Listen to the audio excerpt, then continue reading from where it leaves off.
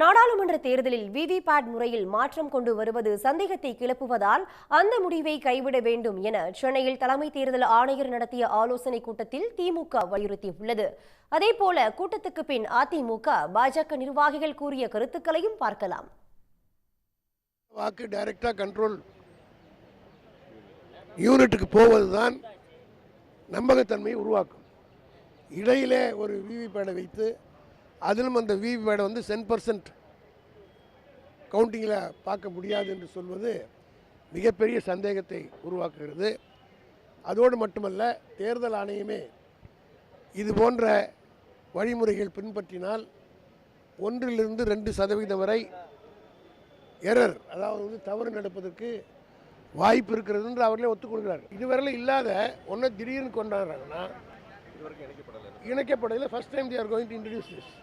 அப்படி பண்ணுகிற போது எல்லாருக்கும் சந்தேகம் வருது. ஏற்கனவே இருந்ததுக்கு நடுவில் இன்னத்துக்கு இன்னொன்று. ஸோ அதை நீங்கள் ஏதோ ஒரு அல்டீரியர் மோட்டிவோடு அதை பண்ணுறீங்க என்று எல்லாருக்கும் சந்தேகம் வரதான் செய்யும். அந்த சந்தேகத்தை போக்குவதற்கு தேர்தல் ஆணையம் இதுவரை திருப்திகரமான எந்த பதிலையும் சொல்லவில்லை. இந்த பாராளுமன்ற தேர்தலில் பதட்டமான தேர்தல் வாக்குச்சாவடிகளை கண்டறிந்து அந்த அளவில்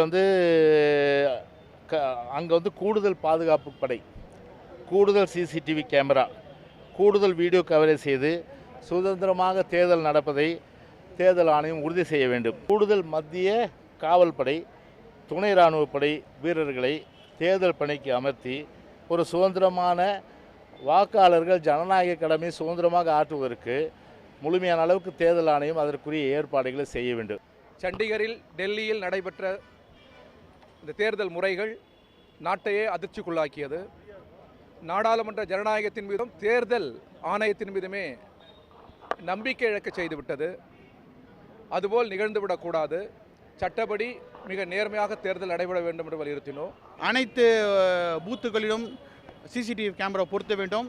தகுந்த பாராமிலிட்ரி ஃபோர்ஸஸ், துணை இராணுவ படையும் எல்லா சென்சிட்டிவ் பூத்லேயும் பொருத்த வேண்டும். அனைத்து ரிட்டர்னிங் ஆஃபீஸருக்கும் தகுந்த அறிவுரைகளை வழங்க வேண்டும். விரைவாக நமது வேட்பாளர், நட்சத்திர பேச்சாளர்கள், ஸ்டார் கேம்பெயினர்ஸ்க்கு பர்மிஷன்லாம் டாப் லெவலில் கொடுக்கணும். உடனுக்குடன் செய்திகளை தெரிந்து கொள்ள சன் நியூஸ் பெல் ஐகானை கிளிக் பண்ணுங்க.